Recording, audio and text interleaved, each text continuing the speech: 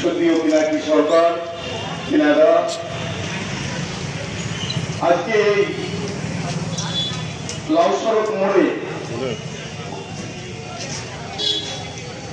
আপনার আমার সবার প্রিয় সম্মানীয় অধীর রঞ্জন চৌধুরীর নির্দেশে বহরমপুর শহর কংগ্রেসের নেতৃত্বে আজকে আপনাদের সামনে আমাদের এই বিধানসভার প্রাক্তন বিধায়ক, মুর্শিদাবাদ জেলার জেলা পরিষদের প্রাক্তন সভাধিপতি, শহর কংগ্রেসের প্রাক্তন সভাধিপতি থেকে প্রত্যেকে আজকে যারা আমরা এখানে উপস্থিত আছি এবং এই এলাকার যে সমস্ত পথচলতি মানুষ যারা আমাদের কথা শুনতে পাচ্ছেন তাদেরকে প্রত্যেককে আমার শ্রদ্ধা, ভালোবাসা, নমস্কার, প্রণাম জানাই। আপনারা সোশ্যাল মিডিয়ার মাধ্যমে দেখতে পাচ্ছেন, খুব খারাপ লাগছে। আমরা লড়াই করে মানুষের গণতন্ত্র অধিকার দিয়ে তাদের মতামত প্রয়োগ করার ব্যবস্থা আমরা বিগত পৌরসভা নির্বাচনে চেষ্টা করেও পারিনি, কারণ প্রশাসন পুরোপুরিভাবে শাসক দলের নেতার মতো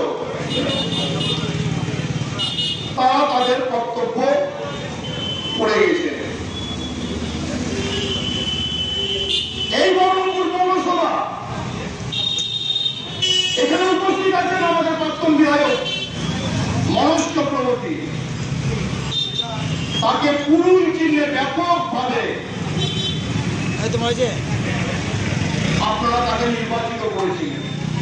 তার কথায় অধীর চৌধুরীর কথা। 1998 সালে যখন এই পৌরসভার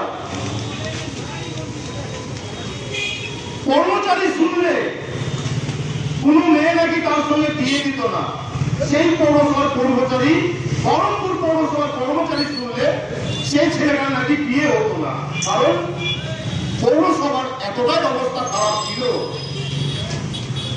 যে ঠিক মতো কর্মচারীরা মাইনে পেত না। 98 সালে অধীর চৌধুরীর নেতৃত্বে এই শহরবাসী আপনারা সবাই মিলে এককভাবে অধীর চৌধুরীর উপরে ভরসা করে আপনারা নির্বাচনের মাধ্যমে এই শহর তুলে দিয়েছিলেন কংগ্রেসের হাতে, অধীরটার হাতে। এই শহরের মানুষকে ঘুরে তাকাতে হয়নি।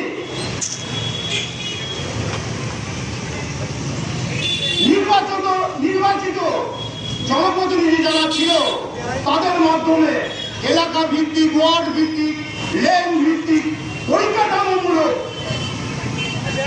সীমিত ক্ষমতার ভিতরে যে পৌরসভার কর্মচারীদের মাইনে হতো না,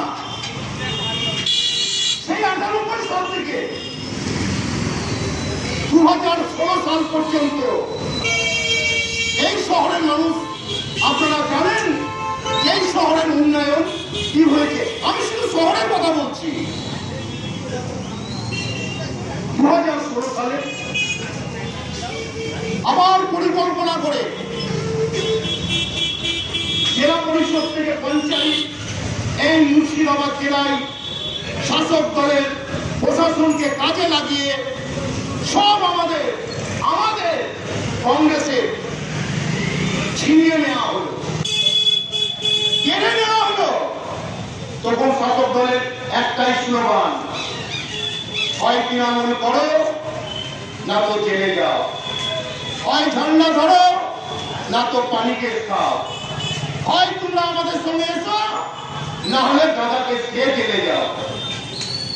সবাই হিম্মত দিতে পারেনি, আমরা তাদেরকে সিকিউরিটি দিতে পারিনি, তাই সবার মতো সব জায়গায় চলে গিয়ে আমাদেরকে জিরো করা। আমরা পারলাম না। যে সরকার, প্রশাসন এবং পৌরসভায় যখন শাসক দলে চলে গেল, নিশ্চয় এই শহরের কিছু একটা হবে। কারণ আত্মবিরোধী বলে কিছু থাকলো না, বহরমপুর মিউনিসিপ্যালিটি তার কংগ্রেসের না। তাই আমরাও একটু ভেবেছিলাম সেই পলিটিক্যাল নেতাদের কথা শুনে, যারা কুমিরের কান্না করে সেদিন শাসক দলে জয়েন করেছিল, আমরাও একটু ভেবেছিলাম যা বহরমপুর শহরে হয়তো এবার পৌরমন্ত্রী, বাংলার মুখ্যমন্ত্রী হয়তো কিছু একটা করবে, যাতে আমরাও হয়তো রাজনীতি করে কিছু করতে পারবো না। উন্নয়ন তো ধরেন গুলি, সরকারি বিভিন্ন টাকা কেন্দ্র এবং রাজ্যে কয়েকশো কোটি টাকা এই অধীর চৌধুরীর হাত থেকে কংগ্রেসের জনপ্রতিনিধিকে কাউকে পয়সার বিনিময়, কাউকে ভয় দেখিয়ে শাসক দলে জয়েন করিয়ে উন্নয়নকে তারা ভাবচুপ করে গুনে খেয়ে নিল। কয়েকশো কোটি টাকা যে পবিত্র গঙ্গা আমাদের শহরের বুক দিয়ে চলে যাচ্ছে, যে গঙ্গায় স্নান করার জন্য এই জেলার থেকে আমাদের পাশের জেলা হাজার হাজার মানুষ এই পবিত্র গঙ্গায় স্নান করার জন্য আছে, সেটা আজকে ভাগাড়ে পরিণত হয়ে গেছে। কি হয়েছে? গ্রিন সিটি ফুটপাথ, সেখানে আজকে কিভাবে জানেন? গরু বাঁধা থাকে, ছাগল বাঁধা থাকে, সেখানে মা বোনেরা কাপড় জামা শুকাতে দেয়। কোটি কোটি টাকা গ্রিল দিয়ে সাজানো হলো, ভেঙে চুরমার হয়ে গেল। এটা একটা ছোট্ট নমুনা দিলাম আপনাদেরকে। এবার আপনারা বলুন, 2016 সাল পর্যন্ত যখন আমাদের নেতার তত্ত্বাবধানে পৌরসভা ছিল, তখন এই ছোট ছোট ব্যবসাদার যারা আছেন তাদের ট্রেড লাইসেন্স কত লাগতো? এই এলাকার যারা মা বোন আছেন, যাদের আমাদের ঘরের মা বোনেরা, তারা বলুন যে আপনাদের বাড়ির ট্যাক্স কত লাগতো? আর এই 2016 সালের পর থেকে যেভাবে মানুষের প্রতি জুলুম করা হচ্ছে, প্রতিটা নিহত মানুষের প্রয়োজন একটা পৌরসভাকে। এখন প্রতিটা ব্যাপারে জুলুম করা হচ্ছে, পয়সা ছাড়া কোনো কাজ করা হচ্ছে না। তাহলে এই এলাকার মানুষ যখন একটা সময় পৌরসভার মাইনে হতো না, সেই সময় অধীর চৌধুরীর নেতৃত্বে এই শহরকে গঠনমূলক ভাবে, পরিকল্পিত ভাবে আলোচনা করে কিভাবে উন্নয়নের জোয়ার উঠিয়েছিল। আর 2016 সালের পর থেকে এই শহরটা কিভাবে ধ্বংসের মুখে চলে গেছে, এটা শুধু আমি বলছি না, গলিতে গলিতে চায়ের দোকানে আজকে আলোচনার ঝড় উঠেছে। কি ভেবেছে শাসক দলের নেতারা? আরে ভাই, তোমরাও তো আমাদের ফ্যাক্টরির প্রোডাক্ট, তোমরাও তো অধীর চৌধুরীর ফ্যাক্টরিতে প্রোডাক্ট চালাচ্ছ। কজন আছে এই শহরে আজকে? কজন শাসক দলের নেতা যারা প্রকৃতি তৃণমূল, তারা কজন জায়গা পেয়েছে আজকে এই শহরের নেতা, আজকে এই শহরের চেয়ারম্যানের কাছে? আপনারা বলুন।